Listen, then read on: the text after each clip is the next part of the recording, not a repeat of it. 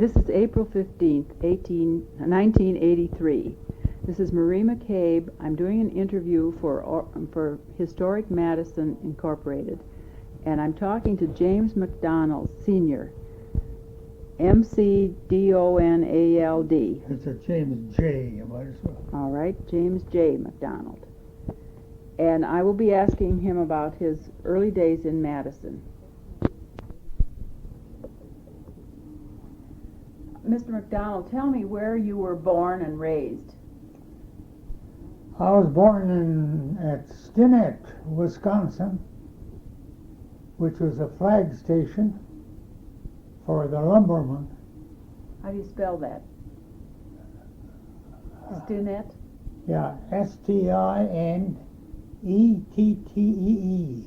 Uh-huh. And what was that near? Hayward. Northern Wisconsin, then. Mm-hmm. And you were a boy there.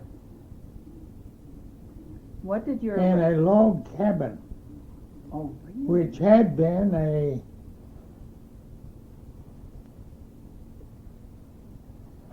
the office for a lumber company.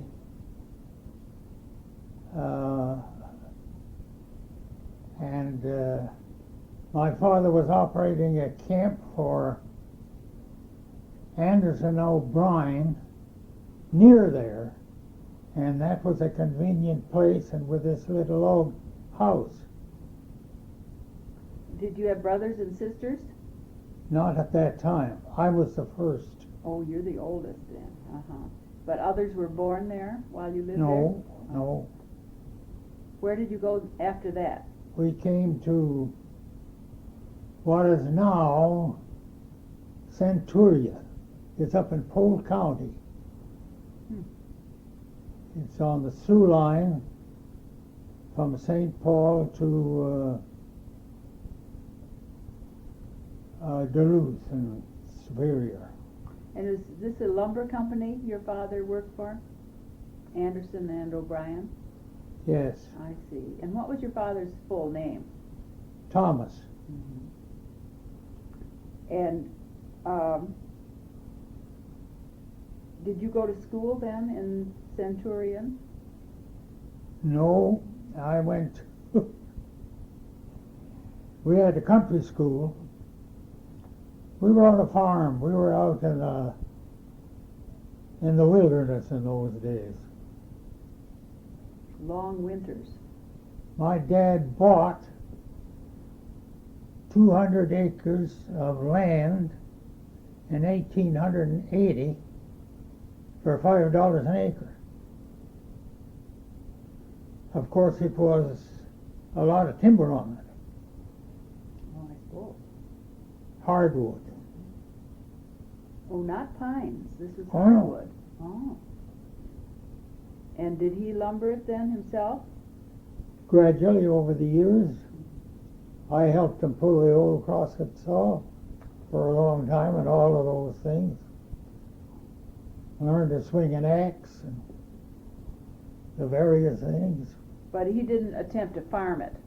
Oh, yes. Oh, he did? Oh. Yes, but what you would do is, in the winter time, he'd clear off a piece of ground, cut the timber, then he'd wait maybe a year or two till the stumps got to where you could commence using dynamite, for that was in business then, and blow the stumps out. Oh. And that way you gradually cleared up the farm. And then you could plow it. Well, you started plowing the little spots that you got them cleared. Oh, wasn't that pretty dangerous to use that dynamite? No. Oh. No accidents. I killed a cow with it. I left it on a stump and the cow ate it. Oh. Well, this wasn't a dairy farm, though. You just had a cow for convenience. Oh, no, it became a dairy farm. Oh. Remember, that was back in 1889. and we moved on that farm. I forgot to ask when you were born. October 28th, 1886. I see. Uh-huh. So you're getting close to 100. That's amazing. Quite close. Quite close, yeah. Well, so what did your mother do on the farm? Oh, as most mothers did. A lot of farm in How many? those days. How big a family did you have? Well, ultimately there were 5 of us. 5 children? Oh. And you all went to this country school then? That's right. And what was that like?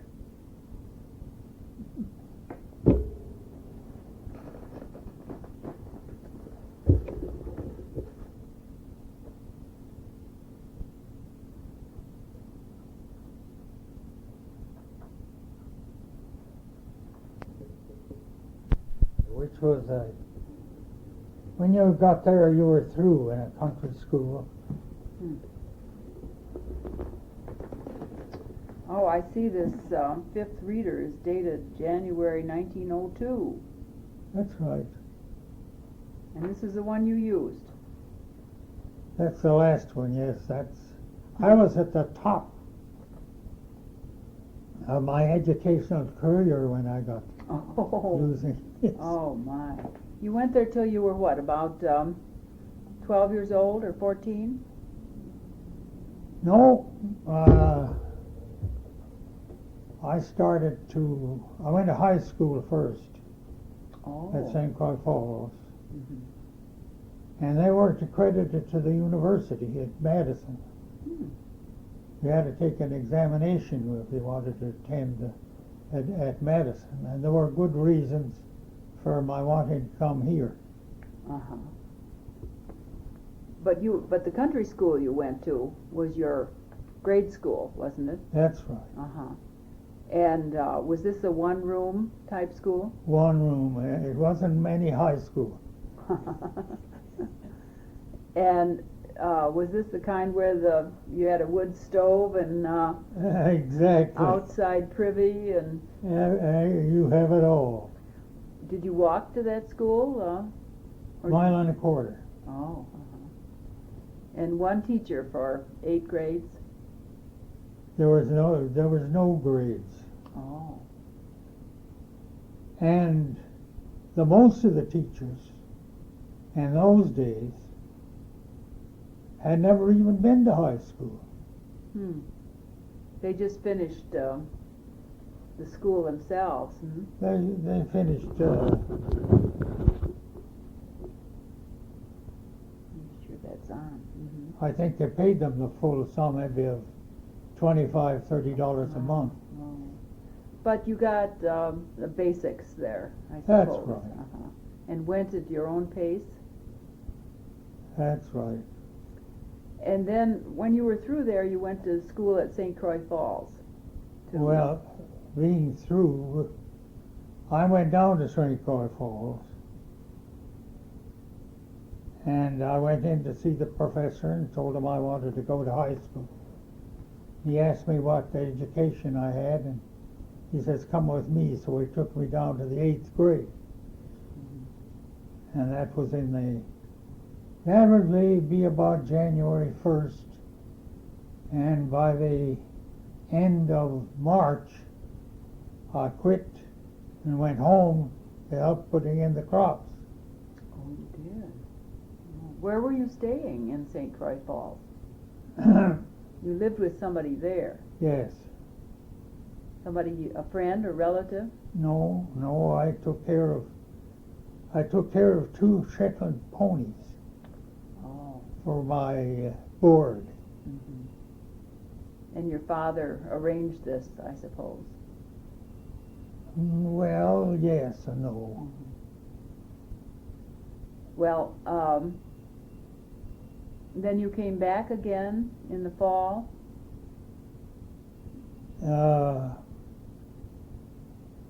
As I say, I went in to see the professor, and he took me down to the 8th grade. Mm-hmm. And I I sent a postal card to the man that was at the head of the 8th grade, and I asked him if I could come down and take an exam with the rest of the class. So I went down a week early and struggled away as best I could. And then I took exam with the class, and I finally got a letter. You remember the old fool's cap paper? Mm-hmm. Well, it was a sheet of that, in which he gave me my standings, and he says, passed to high school. I think he was, he did my great, I'd have never gone. Oh. Is that right? Well, you lived out in the country. Well, hadn't your father gone on to school at all, through high school? No, Oh. they did in high school, they hadn't heard of such a thing. Oh, I see. He was raised down in Nova Scotia. Oh, he was. Oh. So when did he come to Wisconsin? 69. Mm-hmm. And then just got a job when he was Well, old enough. he was a foreman in the lumber woods, and on the drive, taking the logs mostly up from northwestern Wisconsin down to Stillwater, Minnesota. That's where the sawmills were. And so, as the oldest, you wanted to get through 8th grade at least. There wasn't such a thing. Well, when you went to St. Croix Falls. Oh, well, St. Croix Falls High School had another defect. It wasn't credited to the University of Wisconsin. And the man that I did work for at St. Croix Falls moved to Madison. That's how I came down here. But you did go to high school at St. Croix Falls. 3 years, and then if you came to the university here, you'd have to take the examination. So then I went down to New Richmond. Well, had you decided by this time that you knew you wanted to go on to university? Oh, yes. I see. What made you think so? You know, since you're... Well, I tell you, there was 2 other fellas, both lived out in the country, and they were seniors when I was a freshman. And they both completed, and they were all going to Minnesota University then. And that's where they went. One went out to Oregon, was in the legislature, was drowned in a trip with a group in the summertime. The other fella became county judge up in Polk County, and of course he's gone too some years. And you think knowing them influenced you? They influenced me to go to high school. I see. And then from high school to go on, you found you liked it. After I got going, why, you couldn't stop me. And your father got along without you on the farm, I guess. Well, I had a brother that was a couple of years younger.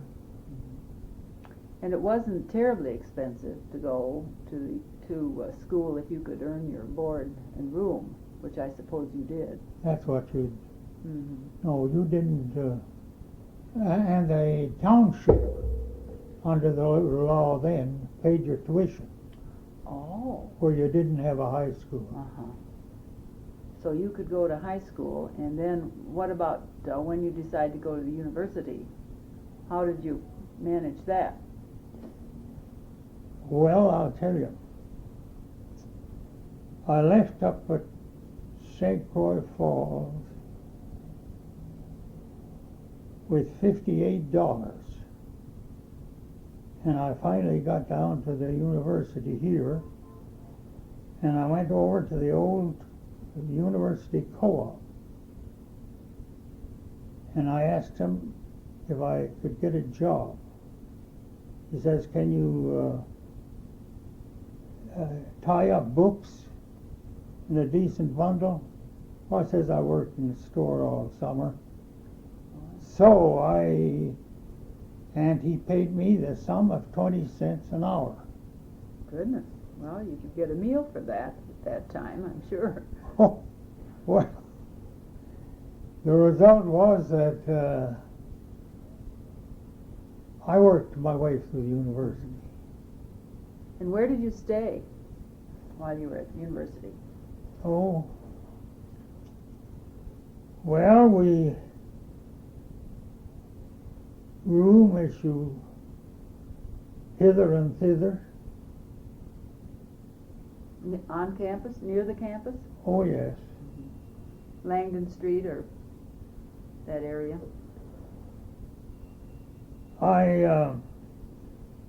Bill Spohn, or Bill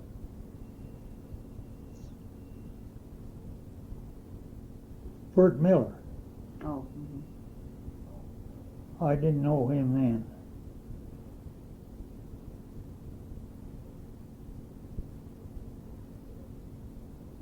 Well, now, you can ask me questions if you want to. Okay.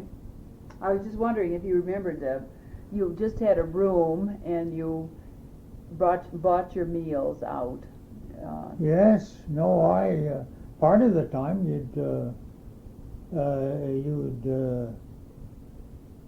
one semester I washed pots and pans for my meals.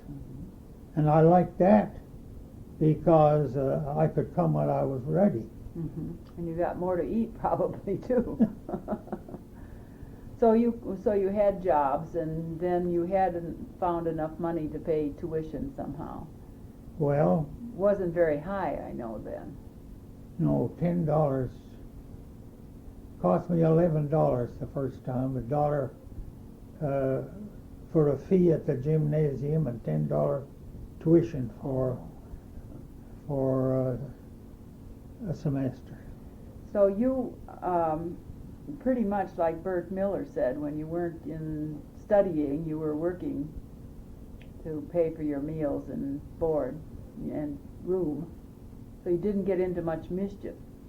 You didn't belong to a fraternity, and Yes, I belonged. oh, you did. Oh, good. What one? Phi Alpha Delta. That was a legal fraternity. We had two legal fraternities. Did you get into pre-law immediately? Did you know that's no, what you were going no. to do?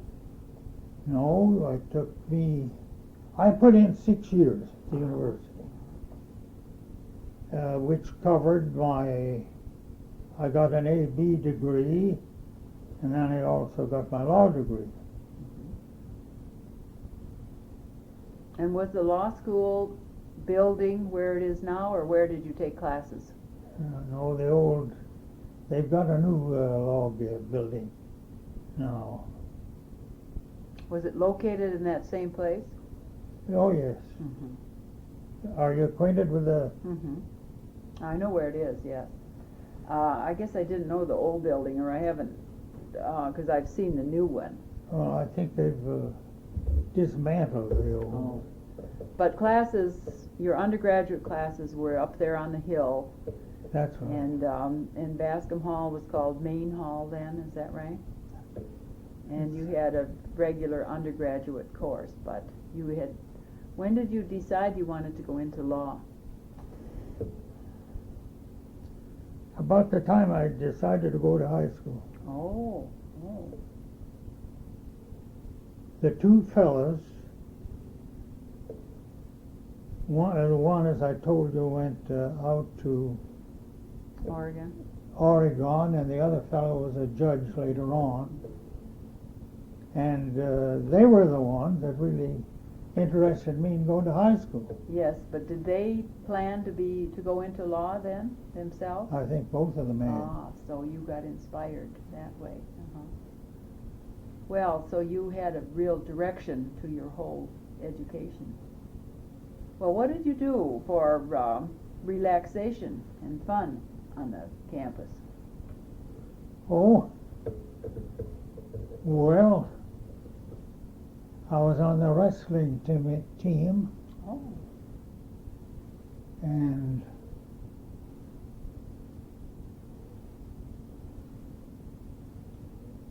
and then I was in all the debates.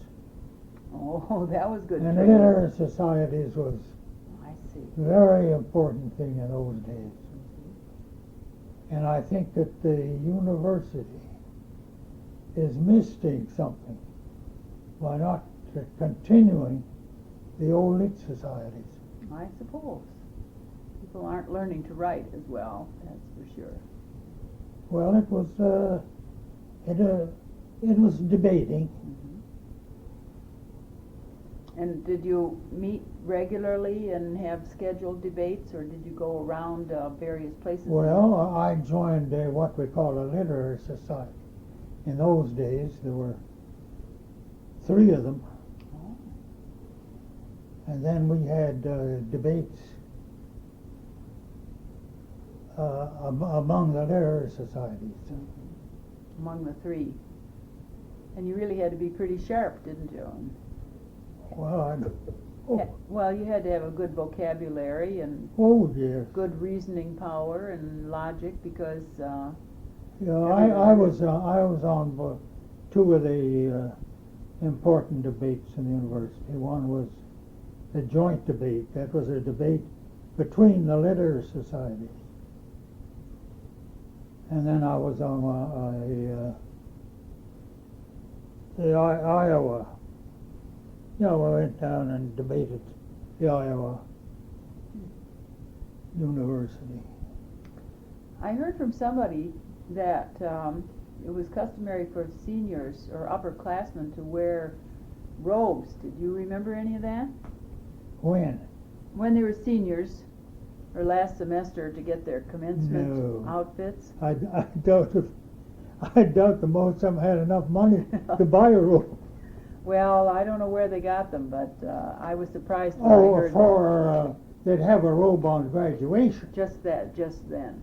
Yes, oh yes, there were no robes otherwise. Well, somebody They'd have I thrown don't- them in the lake if they'd have put a robe on. probably, this must have been earlier. You wore just, the fellows in school just wore normal suits and Yes. trousers and shirts and sweaters and that sort of thing. I know the freshmen were supposed to have worn little Oh, beanies. our class was the one that invented the green cap Oh. for the freshmen. And did you take part in any hazing that went on? Oh, there was a little. Did you use the lakes quite a bit then? Were you Oh, out yes. there boating and swimming? And did they have crew and? Oh yes, they had all of those things. I was never on a crew or anything. Was football a pretty big sport then? It gradually became a pretty good sport. Where did they play? Right where they do today. There was a football field out there with bleachers, Oh, I yes. suppose. Did I hear that one of the presidents used to ride his horse out there? Were you here then? It was President Van Hise used to come on his horse. No, Van didn't. Who was it? I've forgotten, but I was surprised to hear that from somebody. But it sounded like fun. And there was a big homecoming celebration. Oh yes. What did they do? Was that the bonfire time? Yes. There were a lot of little back houses And we used to go out and swipe those and burn them on the Oh, yeah. lower campus. I Made see. quite a fire. Oh, that was a good idea, Yeah, they got rid of a lot of them. I suppose.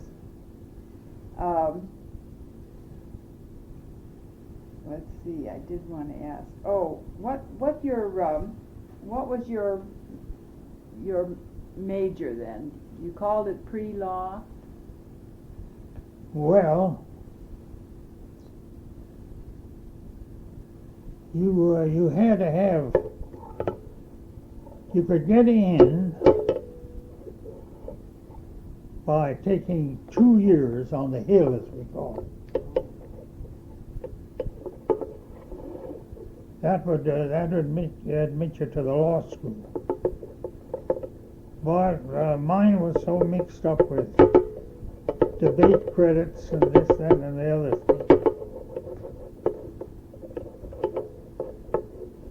I put in 6 years too.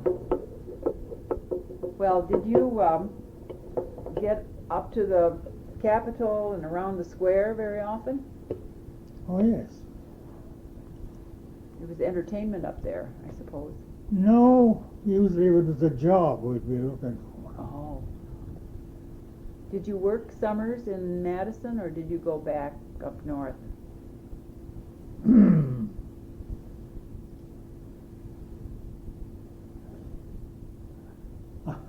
I went down into Iowa at the end of my first year at the university, selling books, and that was interesting. They had mud that stuck, and you couldn't ride a bicycle when it rained.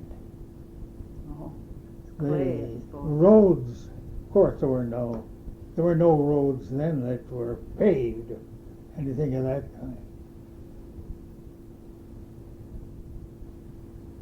And the horse never saw a bicycle. I rode a bicycle there, and you'd meet a team, and just likely they'd want to stand up on their hind legs. And even a bicycle? No, they never saw a bicycle. And that was in Guthrie County, and the reason was that the no paved roads, and that mud just simply was so sticky that you couldn't ride a bicycle So how did you get around? with shanks, Oh, ponies. I see. Well, that was one summer. Then what else did you do? Summers. Well, let's see. Summers,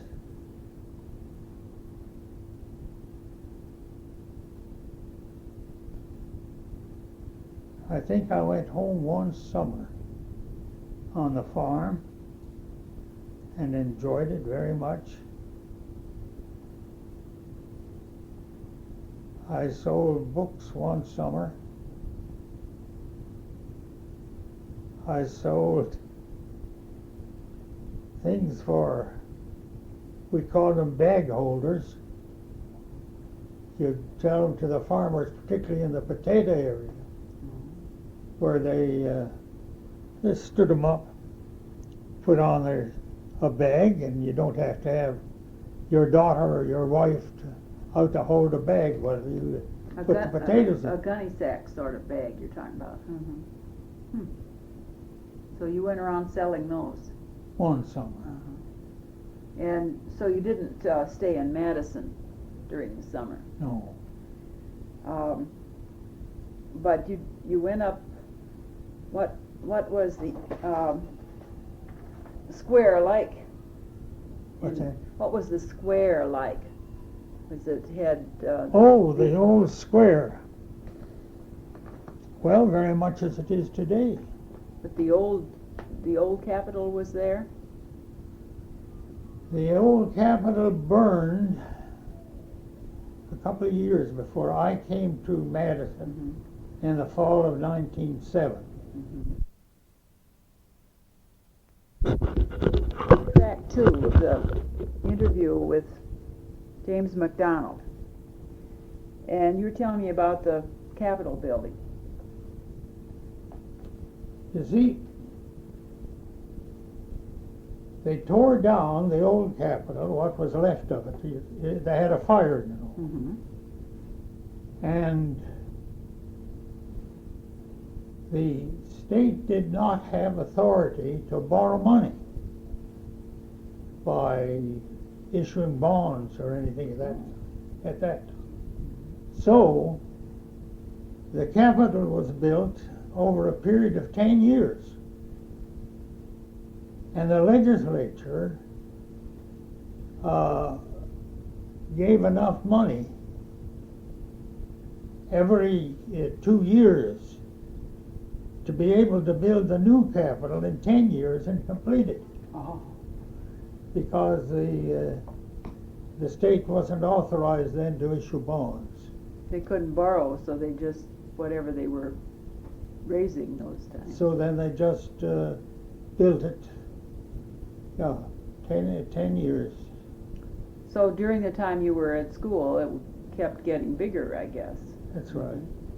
And did they have regular sidewalks then? And Oh, yes.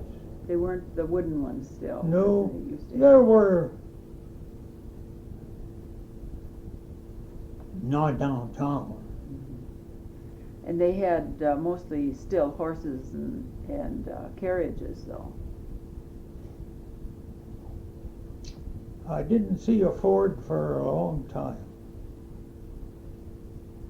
I don't remember when I saw the first car.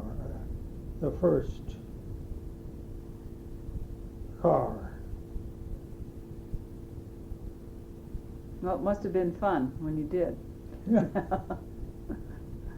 And so what year then did you graduate?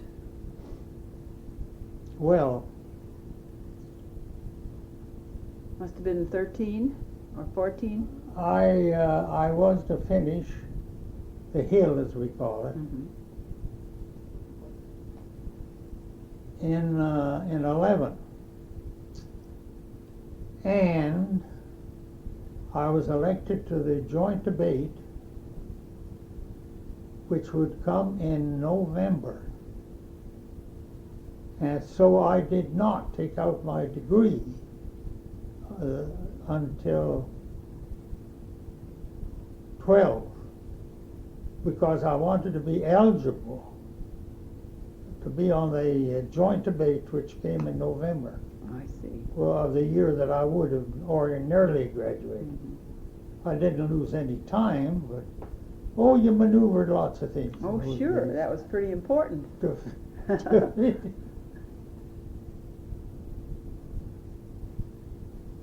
Yes, and another thing, by being on a joint debate, you didn't have to write a thesis. Oh, that's a good reason. That was a heck of a good reason.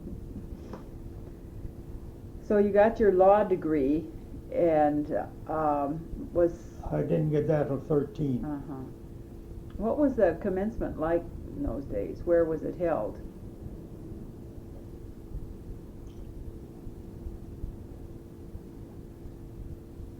Seems to me, well, there was a changing in there sometimes. They held them out at I think they held one of the field house. I can't tell you exactly. Well, the field house was built then, was it? I don't remember just exactly when. Probably had the baccalaureate service at the Congregational church, because it was built then, wasn't it? Oh, yeah. Oh, I did want to ask you too, did you use Picnic Point at all? Did you get out there for picnics and walks? And No. I've taken the old canoe out there a good many times. Oh, and were you, did you have dates? Were you going out with girls in university? Skates? with dates with girls. Oh, sure. Uh-huh. Wouldn't But- be a university, well. Well, that Bert Miller said he didn't have much time for that. Well, Bert, maybe. You were more of a socialite. Well, so what did you do on dates? Well, I suppose there were university parties. there weren't too many of them. We used to go to, we call them the pig race. They had a place here where they had dances on, I think once a week at the end of the week. That was for anybody, students and that was one of the entertainments. Now, where was that? Down here on the square? No. The block off the square. Oh, I bet about where that community center used to be. And they had a band or an orchestra, and you danced? No, they had an orchestra, but no band. Uh-huh. No. But it was live music. But oh yes, but you could go out on a Friday night. I don't know whether they ever did Saturday night or not. And for 50 cents, you could have a good time. Mm-hmm. Well, that was before the movies, certainly. So you didn't Well, then. I can tell you about the movies.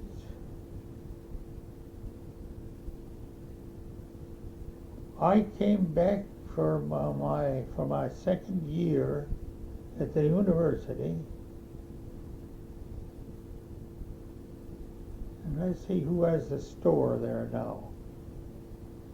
They had the movies, 5 cents. Oh. That was the Nickelodeon. Hmm? It was a Nickelodeon. Mm-hmm. Hmm. Well, up on the square somewhere? Yes. I always think of talking about the names, but like the old Grand Theater, which you wouldn't be acquainted with.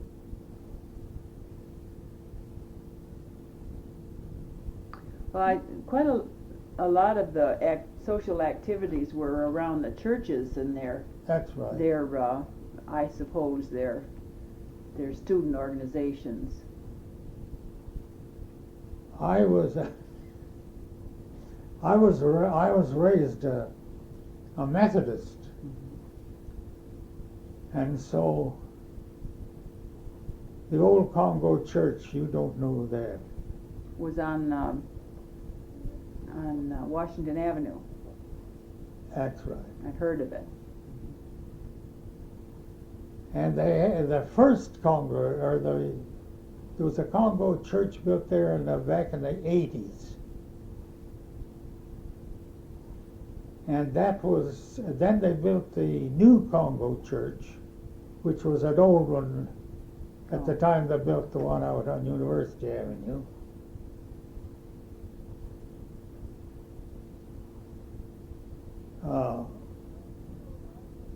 We had Christian Endeavor. Oh, yes. And I was raised a Methodist at home. And so I was still a Methodist. I didn't bother about changing churches. We just went. And so we had the young people's meeting. And what was the Congo church, and then they built the next Congregational church beside it. And so we had our Sunday night meetings in what was one time the Congo church. And I know poor old Reverend, I can't think of his name now, he was quite surprised that I was the president of the Christian Endeavor in the Young People's Congo Church, and he was quite surprised to know that I was still a Methodist. We didn't bother about changing around. No, and they were just glad that you were going to a church and doing something wholesome. And I understand they used to have pretty reasonable meals, and the students who were really hungry could come and get a good meal there at some of the church Sunday night suppers. It was a nice thing. I may not have this very well organized. I'm just... Oh, well, that's fine. I wanted to ask you, too, who some of your professors were. Oh. Well, Lyman was one. Lyman, he taught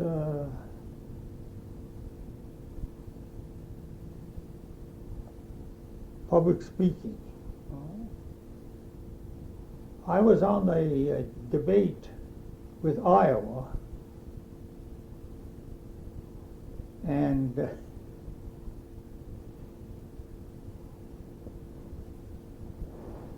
we lost it.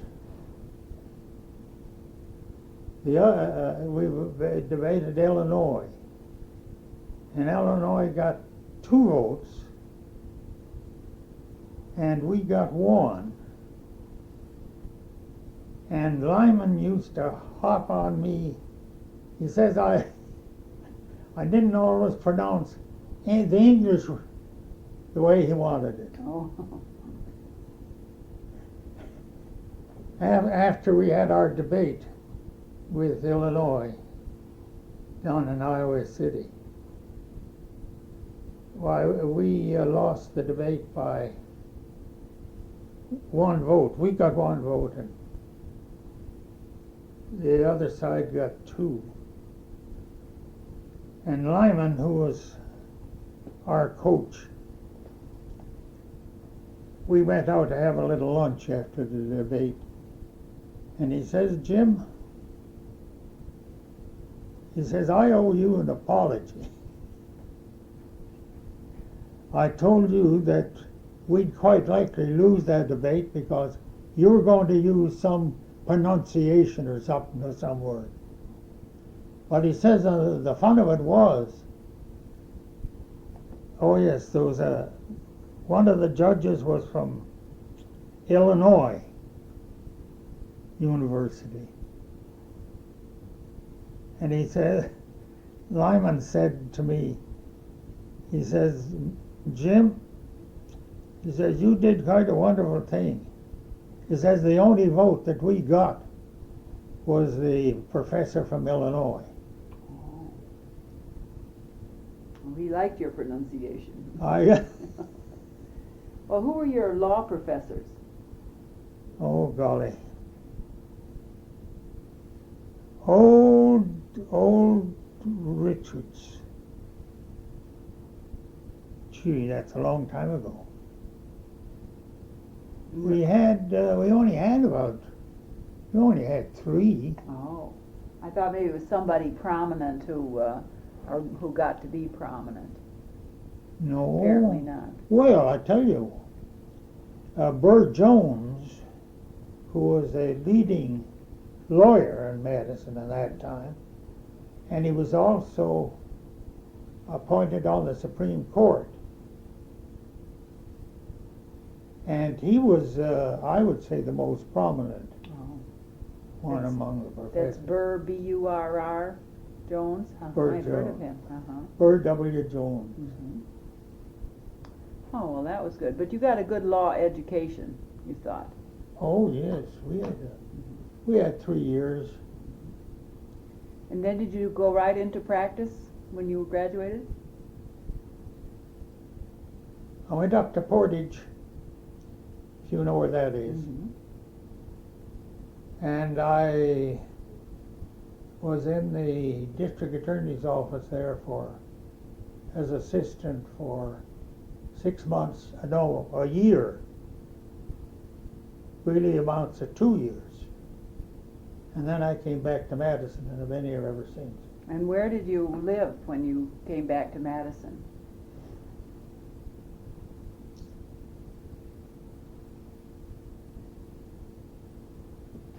Where the heck?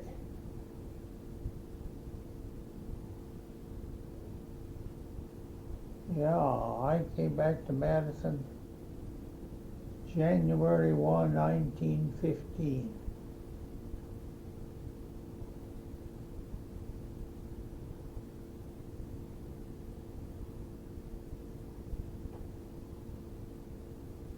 Were you married then?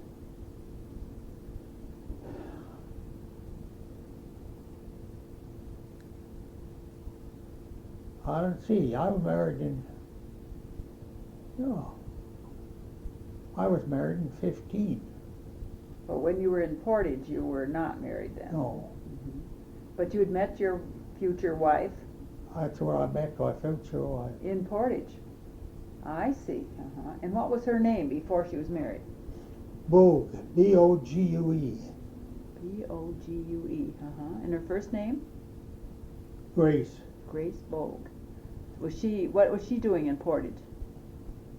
Well, she finished the varsity in 8, and then she taught up at DeForest, which is right near here. Mm-hmm. And then she got tired of teaching, and her brother had a law office at Portage, and she went up there as a secretary in his office. And she had a brother who was district attorney, and I'd met him somewheres, and I met him on the street. And I says, Dave, I says, oh yeah, another fellow and I were planning to go up to Superior and open a law office. Oh. But he also had an uncle that was a register of deeds down in West Bend. And just about the time that the lad and I were going up to Superior, my pal's uncle says, come on down to West Bend and I'll give you $100 a month and free office space. And so that was too much. That was your ring, I think you dropped. But you didn't go to West Bend, did you? No, I didn't. Mm-hmm. We were going up to Superior, but Mm-hmm. and then I met Dave Bogue. He was a district attorney up at Portage, and I'd met him somewhere or other. And I says, Dave, I don't know where I'm going to go. Well, he says, I tell you, I'll make your proposition. He says, if you want to come up with me, I'll give you $10 for the first month, and I'll raise you $10 until the first of the year. So I started with him in June. I have it all. I dug out the old books the other day. So you got $10 or more each month. And $10. And you met his sister. That's what I meant, his sister. Yeah. Well, that was worth it, wasn't it? Then I carried her off. So why did you decide to come to Madison?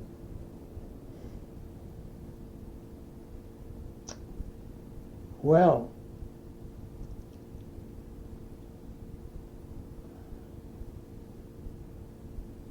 why did I?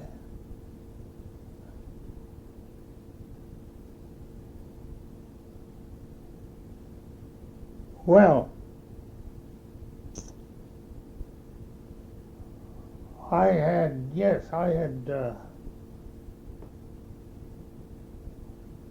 agreed, I think, to marry his sister before he came down here. Mm-hmm.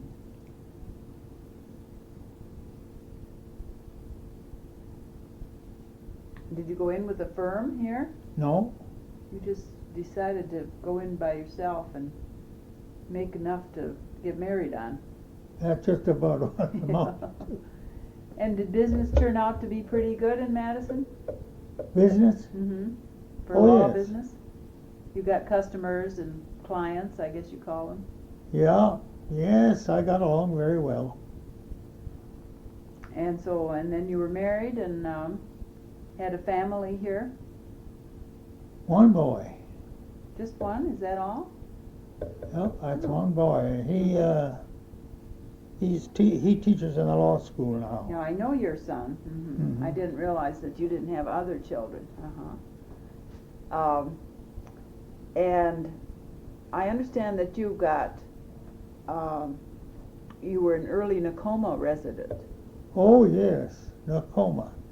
Are you acquainted with Nakoma? I know where it is.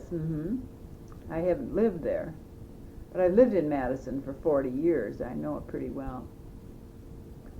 And Yes. it was built. It was started in the 20s. Nakoma? Mm-hmm. 15. Oh, it was. Well, you did not go into the service, I take it, during World War I. Not inactive. Mm-hmm. So you were able to stay with the law business, which was fortunate, I guess. And so you when did you decide to move to Nakoma?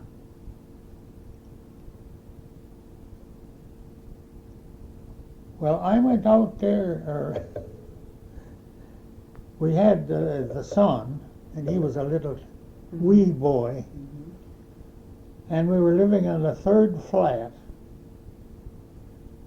and they had the baby buggies in those days were those great big old things, and it was no fun for the wife to drag that darn thing up to the third floor. That's right.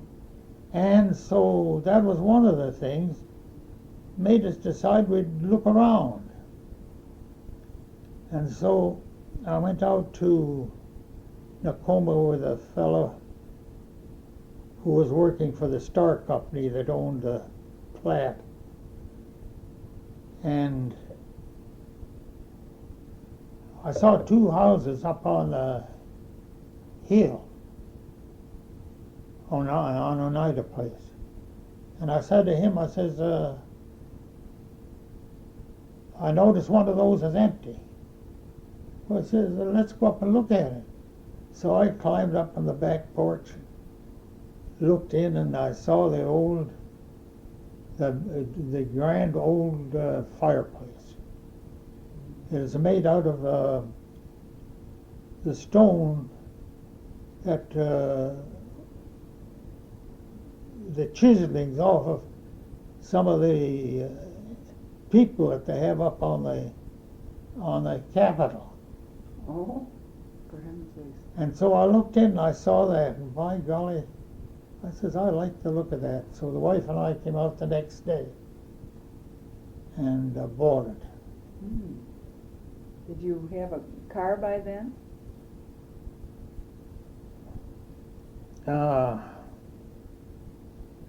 No, not on my own. I remember Bert Miller said he took the streetcar out there and went out that far when he looked at a place in Nakoma. Yeah, Bert went out there, and the early residents there were in about 1914. Oh, I didn't realize it was that long.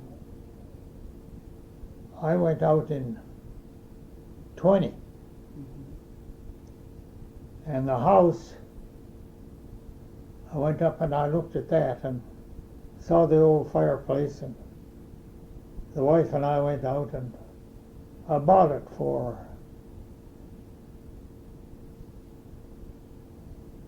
$5,500. Oh. Of course, I had some improvements on it, but nothing important. And I sold that house when I came here.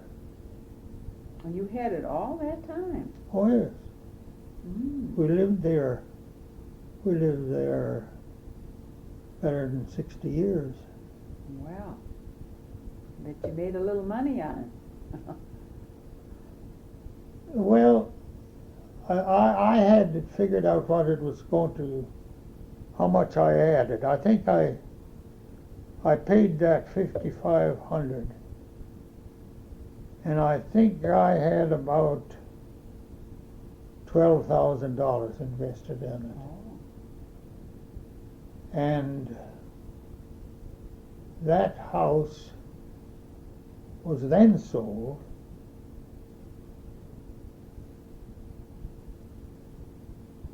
for around $75,000.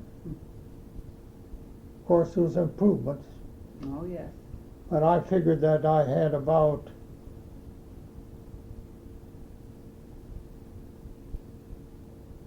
maybe $12,000 in it at the time I sold it. Well, inflation did a lot to improve things. I remember we used to think when a house was, more than 20 years old or so that it went down in value. But that hasn't happened recently. Well, with everything has been going up. Oh, yes. Well, it's a good thing you could stay till it did. And you've enjoyed living in Nakoma. Well, I was there, let's see. I went there in 20. Mm-hmm.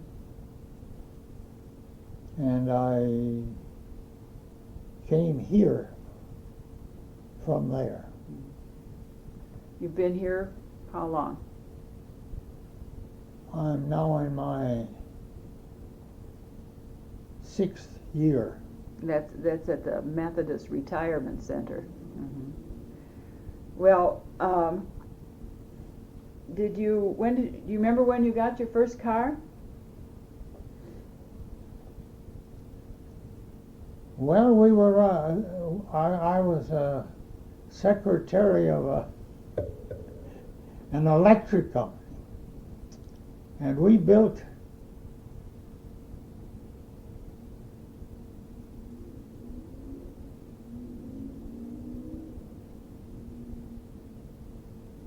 the electric line over to DeForest in 1920. And I think the next year we continued the line up to Poynette. And if you follow my record, you'll find that I've been mixed in a lot of things. Have you? You weren't just a lawyer. No, but I wouldn't be, I didn't depend on the cases. Mm-hmm.